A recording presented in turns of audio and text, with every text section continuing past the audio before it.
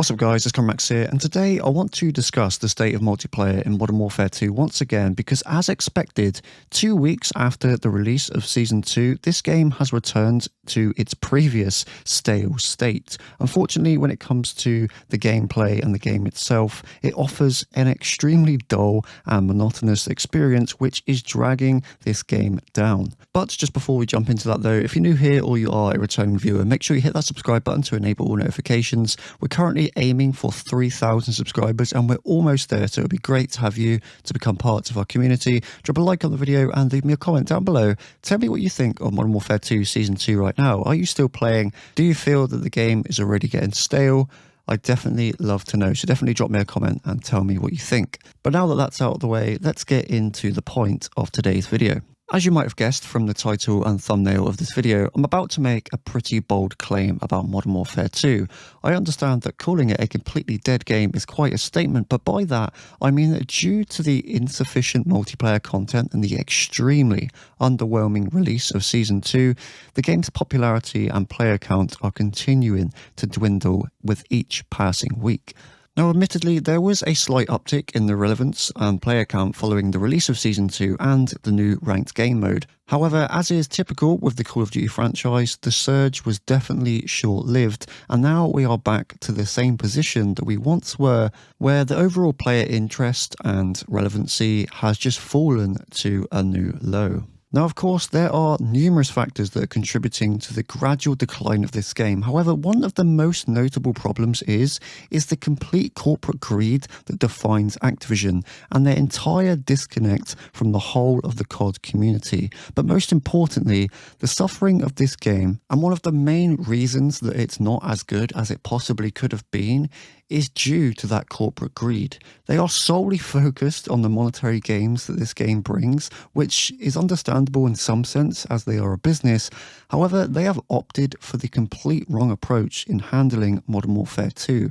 There are right and wrong ways of doing business when it comes to games, and unfortunately Activision have chosen the most destructive path. And it's because of this that Activision has made the absolute abysmal decision to provide the bare minimum amount of work and meaningful content for what was supposed to be a premium paid experience in this game. Instead of focusing on developing new and exciting features, content, all of their efforts, including those of every single development studio that handle Modern Warfare 2, are geared towards creating pointless, overpriced and greedy cosmetic items and bundles that can be purchased from the in-game store. Now, the extent of this problem was made crystal clear when we got news of a data breach at Activision, revealing all of the planned content for the future of Modern Warfare 2. This leak unveiled precisely what we can expect in the upcoming seasons for this game, and the results were incredibly underwhelming to say the least. As per the leaked information, each upcoming season will introduce a paltry 2 multiplayer maps and 2 new weapons, and it remains how many of those we will see to be remakes or rehashed content. However, when we compare this meager content to the whopping 70, yes, 70 store bundles that will be released with each season, it's simply ludicrous.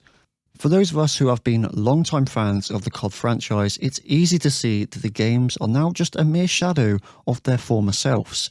In the past, the developers in Activision focused on creating an engaging and innovative COD title with a wealth of content that would keep players invested in the game, and it's why many original fans such as myself remember the older titles as the glory days for the series. Although nostalgia certainly plays a part in this sentiment, there is no denying that those games were a lot more memorable and had a significant impact on the COD community. Now, there is a very compelling reason why we reminisce about the golden age of Call of Duty. The older titles were crafted with such a profound sense of dedication, and these games were designed to be exceptional since Activision's revenue relied primarily on the game's sales. Now, in contrast, today's titles are often mediocre at best, and Activision relies on milking them for profits rather than providing the best experience possible, which is exactly what's happening with Modern Warfare 2. It's somewhat counterintuitive when you ponder over it, because if the developers just focused their energy on creating an outstanding Call of Duty game that offered a sufficient amount of content and consistently delivered enjoyable gameplay, they would inevitably earn more profits. As fans, we would be more inclined to buy items from the store if we were satisfied with the game's quality. But the balance between quality and monetization is something that every game has to get right. And unfortunately, in the case of Modern Warfare 2, the equilibrium between these two has been significantly disrupted. This game's quality has been compromised due to the excessive monetization practices, resulting in an imbalanced gaming experience that is heavily skewed towards revenue generation. And while this revenue generation is essential, it should not come at the expense of the quality of the final product. Modern Warfare 2's imbalanced approach to monetization has led to a game that prioritizes profits over quality, which ultimately just detracts from the overall enjoyment of the game for many players, including myself. While some of you may find this video negative, it is important to understand that many creators, including myself, speak out about these issues to draw attention to our concerns and amplify our voices as much as possible in the hopes that one day Activision will take action to address them, because ultimately the reason we offer criticism towards this game is because we do have a genuine love and passion for this franchise, and our goal is to see it reach its full potential and become the best version of itself. However, it does remain to be seen if Activision and these developers can successfully address this issue.